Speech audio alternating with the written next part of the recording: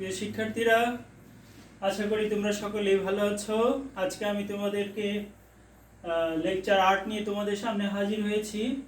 আমাদের ধারাবাহিকভাবেই অধ্যায় 6 দীর্ঘমেয়াদী অর্থায়ন।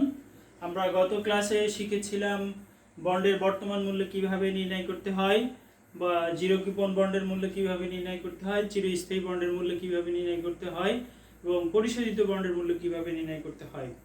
আজকে আমি তোমাদেরকে দেখাবো বন্ডে হতে প্রাপ্তি, অর্থাৎ বন্ডে বিনিয়োগ করে তা থেকে যে আমাদের আয় হবে, সুদ এবং বিক্রয় এবং ক্রয়ের যে পার্থক্য, সব মিলাই আমাদের যে আয় হবে, সে আয়ের হার কিভাবে নির্ণয় করতে হয় সেটি আমি আজকে তোমাদেরকে দেখাবো। তো তার আগে আমি বোর্ডে দেখতে পাচ্ছি আমরা বন্ড হতে প্রাপ্তিকে ইল্ড অর্থাৎ আমরা বোঝাই আয়ের হার, প্রাপ্তির হার ফ্রম বন্ড হতে প্রাপ্তি। এটিকে সাধারণত 3 ভাগে ভাগ করা হয়ে থাকে। একটা হচ্ছে মেয়াদ পূর্তিতে বন্ডের আয়ের হার, ইল্ড টু ম্যাচুরিটি। 2 নম্বর হচ্ছে আমাদের তলব সময় পর্যন্ত আয়ের হার, এবং 3 নম্বর হচ্ছে চলতির। ধারাবাহিকভাবে আমি এই 3টি আজকে এখন আলোচনা করব। তাহলে আমাদের প্রথম টপিক হচ্ছে ইল্ড টু ম্যাচুরিটি, অর্থাৎ মেয়াদ পূর্তিতে বন্ডের আয়ের হার। আমরা দেখো, মেয়াদ পূর্তিতে বন্ডের আয়ের হার কাকে বলে এটি আমাদেরকে জানা খুবই দরকার, এবং আমাদের ক নাম্বার প্রশ্নটি সাধারণত এসে থাকে, ইল্ড টু ম্যাচুরিটি বলতে কি বুঝি, বা ইল্ড টু ম্যাচুরিটি কি, ওয়াইটিএম কি, এগুলো। তাহলে আমি সরাসরি সংজ্ঞায় চলে যাচ্ছি। একটি বন্ড বাজার মূল্যে ক্রয় করে নির্দিষ্ট সময় পর্যন্ত ধরে রেখে তা থেকে যে আয় উপার্জন হয় তাকেই বলা হয় মেয়াদ পূর্তিতে বন্ডের আয়ের হার।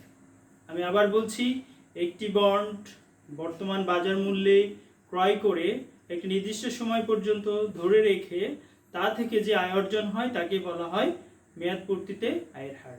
তাহলে সংজ্ঞাটা হচ্ছে এরকম। মনে করো আমি একটি বন্ড ক্রয় করেছি, বর্তমানে বাজারে বিক্রি হচ্ছে। তো সেই বর্তমান বাজার মূল্যকে আমরা এসভি বলি। এসভি হচ্ছে 1000 টাকা। আমি 1000 টাকা দিয়ে বন্ডটি ক্রয় করেছি, বা এটার মেয়াদ মনে করো হচ্ছে আমার 10 বছর।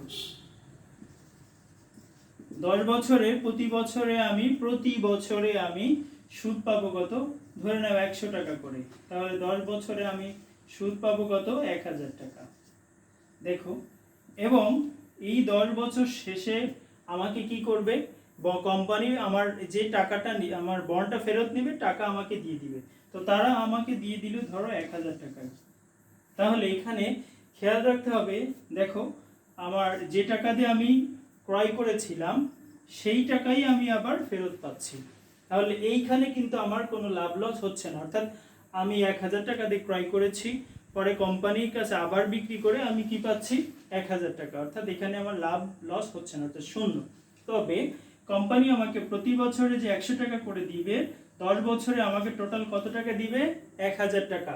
এই 1000 টাকাই হচ্ছে আমার বন্ড হতে আয়ের হার, অর্থাৎ মেয়াদ পূর্তিতে বন্ডের আয়ের হার।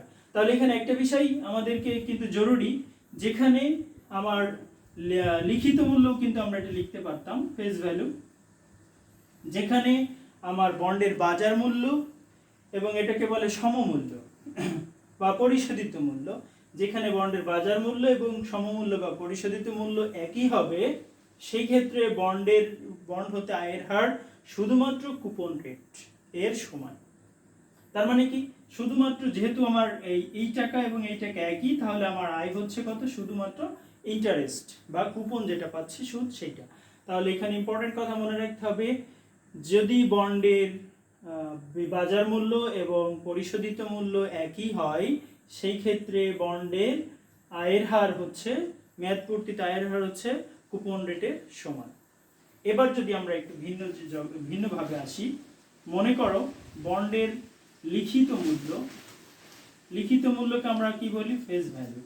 এই ফেস ভ্যালু ধরো 1000 টাকা, কিন্তু আমি এখন বিক্রি করছি, কোম্পানি আমার কাছে বিক্রি করছে 900 টাকায়। তাহলে 10 বছরে কিন্তু আমি 1000 টাকায় আমার ইন্টারেস্ট পাবো সেম ভাবে। কিন্তু যখন কোম্পানি আমাকে আমার অর্থ ফেরত দিবে, আমার বন্ডের অর্থ ফেরত দিবে, তখন কিন্তু তারা 900 টাকা না 1000 টাকাই ফেরত দিবে। অর্থাৎ এমভি মানে ম্যাচুরিটি ভ্যালু বা পরিশোধিত মূল্য, পরিপক্ক মূল্য 1000 টাকা। এখানে একটু খেয়াল করো, আমি বন্ড ক্রয় করেছিলাম 900 টাকা দিয়ে, বন্ড ফেরত পাচ্ছি মেয়াদ শেষে 10 বছর শেষে 1000 টাকা। তাহলে এখানে আমার লাভ হচ্ছে কত? এই দুইটা মিলে আমার লাভ হচ্ছে কত? 100 টাকা। এবার খেয়াল করো, আমি 10 বছরে প্রতি বছরে সুদ পাবো কত টাকা? প্রতি বছরে 100 টাকা করে, 10 বছরে টোটাল পাবো কত? 1000 টাকা। আর এই 900 আর 1000 এর পার্থক্য 100 ছিল। টোটাল আমার কিন্তু 10 বছর শেষে ইনকাম হবে কত? 1100 টাকা। অর্থাৎ আমি বন্ড থেকে তখন প্রাপ্তি হবে আমার 1100 টাকা। এখানে খেয়াল করার বিষয় হচ্ছে, যেখানে আমি যে পয়েন্টটা আরেকটি পয়েন্ট বলছি, সেটা হচ্ছে বর্তমান বাজার মূল্য এবং পরিশোধিত মূল্য যদি ভিন্ন হয়, তাহলে বন্ড হতে প্রাপ্তিও কি হবে? সুদের হারের থেকে ভিন্ন হবে। কারণ সুদের হার শুধুমাত্র 1000 ছিল, আর সাথে আরো 100, তাহলে শুধুমাত্র সুদের হার ইনকাম হচ্ছে না, ইনকাম কিন্তু আর বাড়তি হচ্ছে, সুতরাং সুদের হারের থেকে ভিন্ন হবে। এই কথাটি আমাদের ভালো করে মনে রাখতে হবে। এখন চলো আমরা এই বন্ড হতে কিভাবে আয়ের হার নির্ণয় করা যায় সেটি আমরা সূত্রটা একটু দেখি এবং অঙ্ক দেখি। তাহলে সূত্র দেখব আমরা, YTM, YT মানে yield to maturity মানে মেয়াদ পূর্তিতে বন্ডের আয়ের হার। এটি সূত্র আমাদের হচ্ছে শর্টকাট মেথড।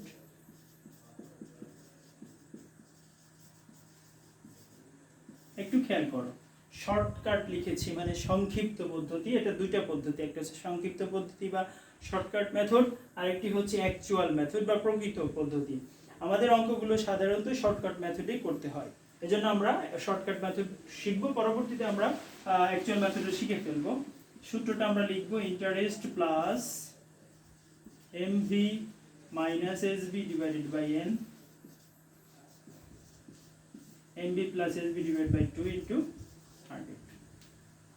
তাহলে দেখো, interest plus MB minus SB divided by N whole divided by MB plus SB divided by 2 into 100। এখানে I তে বোঝায় হচ্ছে সুদের পরিমাণ, ইন্টারেস্ট অ্যামাউন্ট অফ ইন্টারেস্ট মানে সুদের পরিমাণ, MV হচ্ছে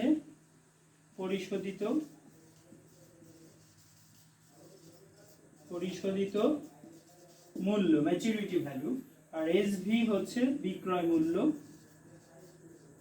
বা বাজার মূল্য বলতে পারি আমরা, সেলস ভ্যালু। প্রিয় শিক্ষার্থীরা, একটু ভালো করে দেখে নাও সূত্রটি, আমরা এরপরেই অঙ্কে চলে যাব। তাহলে আশা করি তোমরা এটি দেখেছো, আমরা অঙ্কে চলে যাব। তাহলে দেখো, আমি একটি অঙ্ক লিখে দিয়েছি। যাদের কাছে খালেকুজ্জামান স্যারের বই আছে তারা পৃষ্ঠা নাম্বার 513-তে দেখবে এবং কর্মপত্র 3-এর 1 নাম্বার। যাদের কাছে বই নাই তারা বোর্ড থেকে লিখে নিবে, লিখে আমাদের অঙ্কটা করলে তোমাদের জন্য সহজ হবে। আমি একটু দেখি তোমাদের জন্য পড়ে শোনাচ্ছি। ABC কোম্পানি 10 বছর মেয়াদি বন্ড ইস্যু করেছে। ইস্যু মানে হচ্ছে কি? বিক্রয় বা বিক্রি করেছে আর কি। 10 বছর মেয়াদি মানে এই যে বন্ডটি তারা ইস্যু করেছে বা বিক্রয় করবে তার মেয়াদ 10 বছর, যার লিখিত মূল্য 1000 টাকা, ফেস ভ্যালু 1000 টাকা এবং বার্ষিক কুপন রেট 10%। আমরা জানি বন্ডের কুপন রেট মানে সুদের হার। সুদ বার্ষিক ভিত্তিতে প্রদান করা হয়, মানে বছরে একবার। বন্ডটি বর্তমানে বাজারে 1050 টাকায় বিক্রয় হচ্ছে। মেয়াদ পূর্তিতে আয়ের হার কত? তাহলে দেখো, আমাদের অঙ্কের সমাধানে প্রথমে কি লিখতে হবে? আমাদের দেওয়া আছে, লিখতে হবে।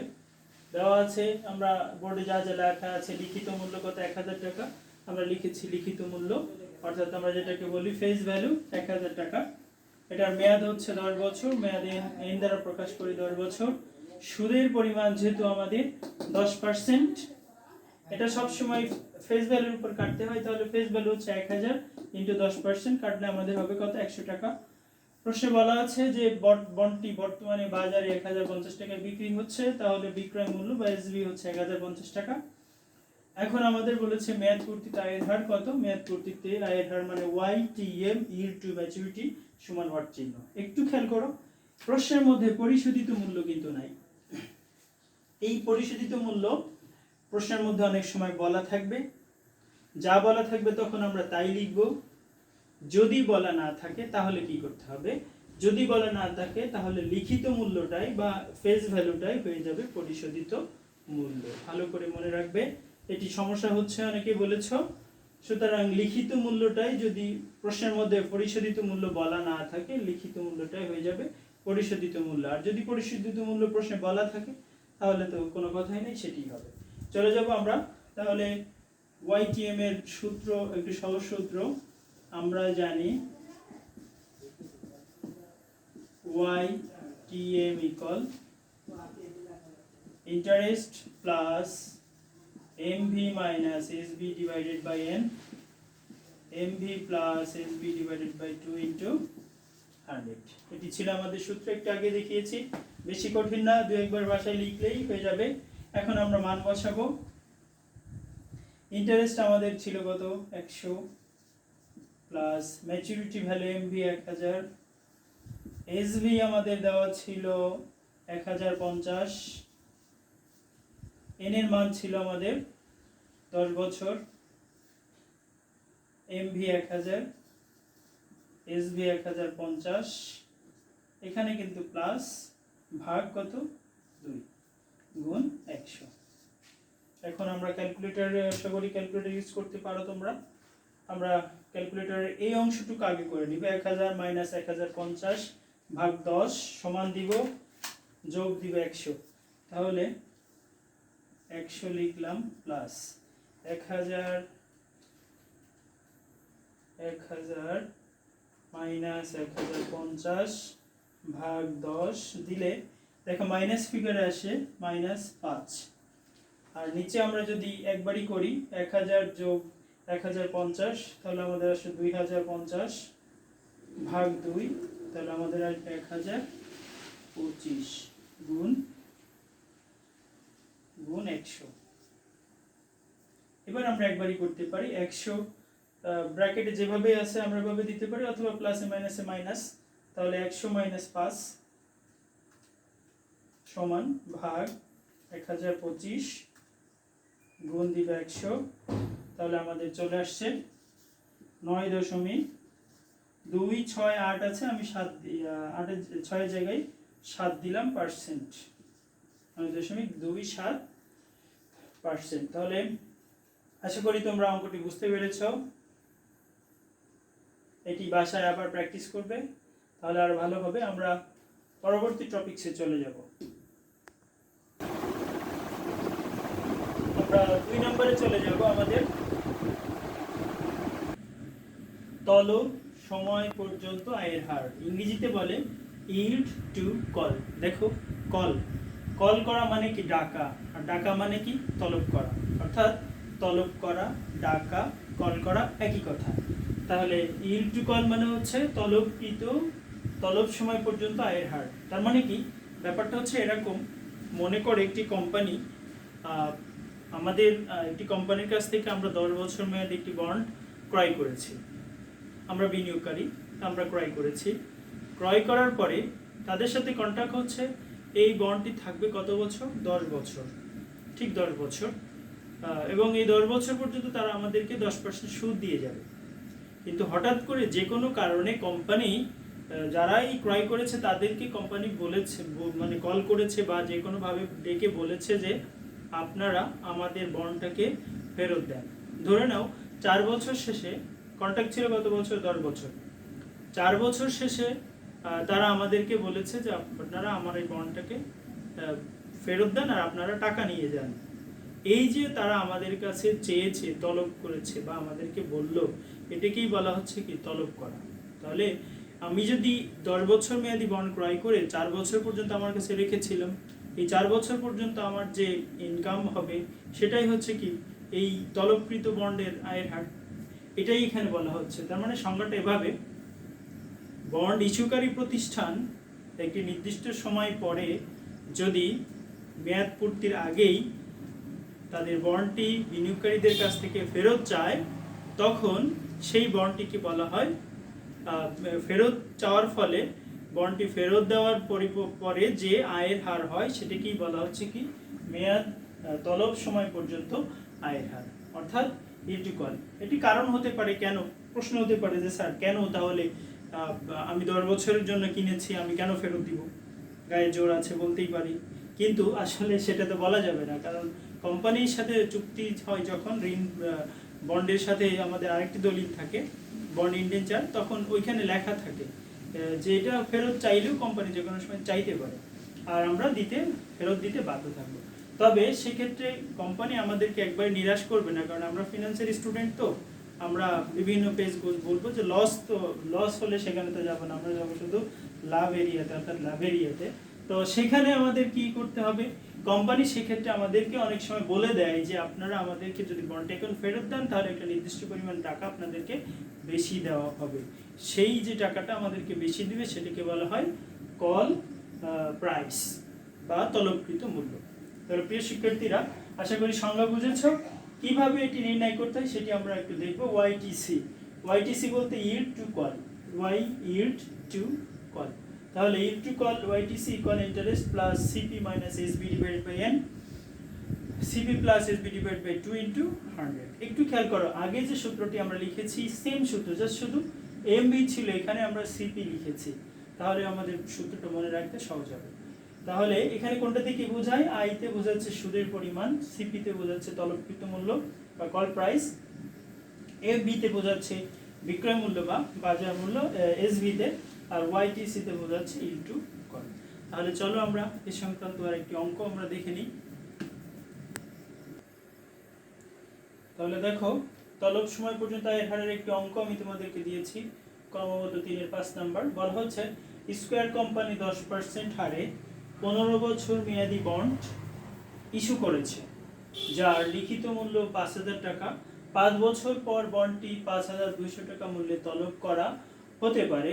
বন্ডের বর্তমান বাজার মূল্য 5,800 টাকা। ইল্ড টু কল কত? ইল্ড টু কল মানে তলব সময় পর্যন্ত আয়ের হার। বারবার বলছি, তাহলে দেওয়া আছে লিখবো আমরা সমাধানের আগেই, দেওয়া আছে কি লিখবো, কি কি লেখা আছে দেখি আমরা। লিখিত মূল্য আমাদের আছে কত, 5,000, আমরা লিখেছি লিখিত মূল্য এফবি সমান 5,000 টাকা। এটার মেয়াদ কিন্তু ছিল কয় বছর, 15 বছর। এখানে একটু খেয়াল রাখতে হবে, আমি আবার বলবো। তারপর হচ্ছে আমাদের সুদের পরিমাণ যদি 10%, আমরা বারবার বলি লিখিত মূল্যের উপর সুদ কাটতে হয়, লিখিত মূল্য 5,000, তার উপর 10% সুদ কাটলে হচ্ছে 500 টাকা। তারপর আমাদের তলবকৃত মেয়াদ দেওয়া আছে, দেখো বলা হচ্ছে 5 বছর পর বন্ডটি 5,200 টাকা মূল্যে তলব করা হতে পারে। তাহলে তলবকৃত সময় হচ্ছে কত, 5 বছর। তাহলে তলবকৃত সময় এটা আমাদের এখানে এন হবে সমান 5 বছর। আর তলবকৃত মূল্য যেটা আমরা সিপি দ্বারা প্রকাশ করি 5,200 টাকা। বাজার মূল্য আমাদের দেওয়া আছে, বাজার মূল্য 5,800 টাকা, যেটাকে আমরা এসবি বলি, 5,800 টাকা। আমাদের প্রশ্ন ইল্ড টু কল ওয়াইটিসি কত। তাহলে চলে যায়, আমরা জানি লিখব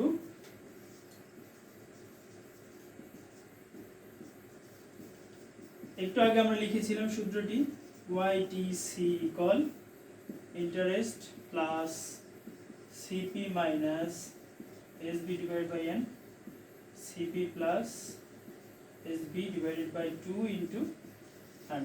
মান বসাবো। ইন্টারেস্ট হচ্ছে আমাদের কাছে কত টাকা, ইন্টারেস্ট 500 টাকা, সিপি হচ্ছে 5,200 টাকা, বিক্রয় মূল্য হচ্ছে 5,800 টাকা, এন এর মান হচ্ছে 5, 5,200 প্লাস 5,800 ভাগ 2 গুণ 100। ঠিক সেম ভাবে আগের মধ্যে আমরা ক্যালকুলেশন করব। 5,200 থেকে 5,800 মাইনাস করব, তাহলে 5,200 মাইনাস 5,800 সমান দিব ভাগ দিব 5, তাহলে আমাদের আসছে মাইনাস 120। তাহলে 500 প্লাস ব্র্যাকেটে মাইনাস 120, আর এদিকে হচ্ছে 5,200 প্লাস 5,800 সমান ভাগ 2, আমাদের আসছে 5,500 টাকা গুণ 100 দিব।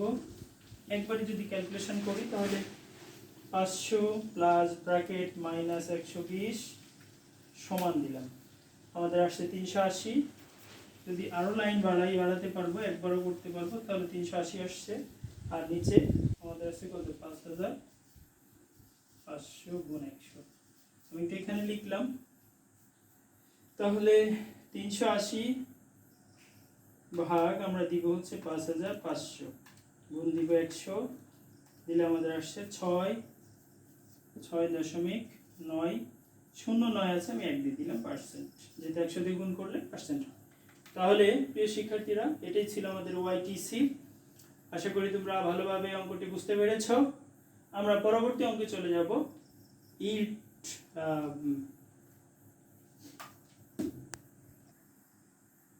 তাহলে আমরা দেখছি চলতি ইট। 3 নাম্বার ছিল আমাদের চলতি ইট। বন্ডের যে এর হার বন্ড হতে প্রাপ্তির মধ্যে 1, 2, 3 আলোচনা করেছি। 3 নাম্বার হচ্ছে চলতি ইট বা কারেন্ট ইট। কারেন্ট মানে চলতি ইট মানে উপার্জন হার, মানে চলতি উপার্জনও বলতে পারি আমরা। এখানে আমরা দেখতে পাচ্ছি, সূত্র যাওয়ার আগে আমি একটু সংজ্ঞাটা বলি, বা ব্যাপারটা হচ্ছে এরকম। চলতি ইট বলতে বোঝায় যে আমি চলতি বছরে কতটুকু ইন্টারেস্ট পাচ্ছি, যেহেতু বন্ড কিনলে আমি ইন্টারেস্ট পাবো, বন্ডের কতটুকু ইন্টারেস্ট পাচ্ছি আর বর্তমান বাজার মূল্য কত, এই দুইটার শতকরা হারকেই বলা হচ্ছে কি চলতি ইট বা চলতি উপার্জন। যেমন আমরা ধরে নিই কোনো বন্ড থেকে আমি যদি 100 টাকা সুদ পাই, আর এই বন্ডের বাজার মূল্য যদি বর্তমানে আমার 100 টাকা হয়, তাহলে এটা কত পার্সেন্ট, অর্থাৎ বাজার মূল্য, অর্থাৎ সুদ বাজার মূল্যের কত পার্সেন্ট, সেটাকে বলা হচ্ছে কি কারেন্ট ইল্ড। তাহলে এখানে আমরা দেখতে পাবো এটা হচ্ছে আমাদের 10% হয়, এটা হলো ব্যাপার। ঠিক সেম ভাবে তাহলে আমরা এখন সূত্রে চলে যাব। দেখো, কারেন্ট ইল্ড, সি তে কারেন্ট, ওয়াই তে yield. Current yield equal interest divide by SB 100। আমি এবার অঙ্ক চলে যাচ্ছি সরাসরি আমাদের। এখানে আমরা সিওয়াই বলতে কারেন্ট ইল্ড বা চলতি উপার্জন, আই তে ইন্টারেস্ট, এসবি তে হচ্ছে সেলস ভ্যালু বা বিক্রয় মূল্য। আমি একটা অঙ্ক দিয়েছি, দেখো একটি বন্ডের লিখিত মূল্য 1000 টাকা এবং কুপন রেট মানে সুদের হার 8%। বর্তমানে বন্ডটি বিক্রয় হচ্ছে 970 টাকায়, চলতি ইল্ড কত। তাহলে আমরা সমাধানে যখন যাব, আমরা লিখবো কি, প্রথমে দেওয়া আছে, কি কি দেওয়া আছে, লেখা আছে লিখিত মূল্য এফবি সমান 1000 টাকা, সুদের পরিমাণ যেহেতু কুপন রেট 8%, তাহলে 1000 টাকার উপর 8% করলে 80 টাকা, বিক্রয় মূল্য হচ্ছে আমাদের প্রশ্নে দেওয়া আছে 970 টাকা, চলতি ইল্ড কত বের করতে হবে। তাহলে আমরা জানি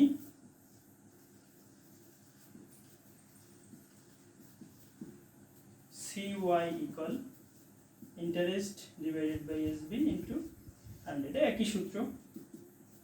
তাহলে ইন্টারেস্ট হচ্ছে কত, 80, আর বিক্রয় মূল্য কত, 970 টাকা গুণ 100, ভাগ করলে আমাদের উত্তর চলে আসবে। খুবই সহজ অঙ্ক, 80 ভাগ 970 গুণ 100, তাহলে হচ্ছে 8.247 হয়, আমি 2, 4, 5% লিখে দিলাম। তাহলে প্রিয় শিক্ষার্থীরা, আশা করি তোমরা আজকে যে 3টি টপিকস বুঝিয়েছি খুবই ইম্পর্টেন্ট ছিল। এগুলো আরও ভালো করে বাসায় প্র্যাকটিস করতে হবে। সমস্যা হলে আমাকে বলতে হবে, টেক্সট করতে হবে বা SMS করতে হবে, ফোন করতে হবে, ফোন নাম্বার লেখা আছে। এবং আমি কিছু হোমওয়ার্ক দিয়ে দিব, সেই হোমওয়ার্কগুলো ভালোভাবে বাসায় করতে হবে, তাহলেই কিন্তু আমরা আমাদের চ্যাপ্টারটা শেষ করতে পারবো। প্রিয় শিক্ষার্থীরা, তাহলে আমরা আমাদের হোমওয়ার্কগুলো একটু দেখে নিই। শিক্ষার্থীরা, তাহলে আমরা বাসায় তোমাদেরকে হোমওয়ার্ক করতে হবে কর্মপদ্ধতি নিয়ে খালেকুজ্জামান স্যারের বইয়ের 2, 3, 4 এবং 6 নম্বর। এই 4টি অঙ্ক করে আমাকে ভালোভাবে দেখাবে। আর ততক্ষণেই তোমরা ভালো থাকো, সুস্থ থাকো, নিরাপদে থাকো। আল্লাহ হাফেজ।